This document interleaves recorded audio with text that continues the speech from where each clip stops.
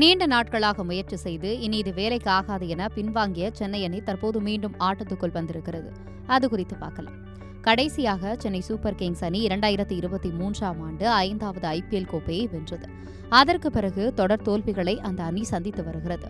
இதனால் அணியின் மதிப்பினை மீண்டும் கட்டமைக்க CSK நிர்வாகம் முடிவு செய்திருக்கிறது. இதற்காக சஞ்சு சாம்சனை அணிக்குள் கொண்டு வந்து அவருக்கு பதிலாக ருதுராஜை விட்டுக் கொடுக்க முடிவெடுத்து இருப்பதாக கூறப்படுகிறது. இதற்கு பல்வேறு காரணங்கள் முன்வைக்கப்படுகின்றன. தோனிக்கு பிறகு சென்னைக்கு நல்லதொரு விக்கெட் கீப்பர் பேட்ஸ்மேன் தேவை. அதோடு கேப்டன்சி செய்ய முடியாமல் ருதுராஜ் திணறுகிறார். ருதுராஜை ஒப்பிடும்போது விக்கெட் கீப்பர், பேட்ஸ்மேன் மற்றும் கேப்டன் என 3 ரோல்களை சஞ்சு சாம்சன் அபாரமாக செய்யக்கூடியவர். அத்துடன் சாம்சன் கேரளாவை சேர்ந்தவர் என்பதால் தமிழ்நாடு தவிர்த்து கேரள ரசிகர்களின் ஆதரவும் CSKவிற்கு கிடைக்கும். சாம்சனின் வருகையால் சென்னையின் மதிப்பு மேலும் உயர்வதற்குதான் வாய்ப்புகள் அதிகம்.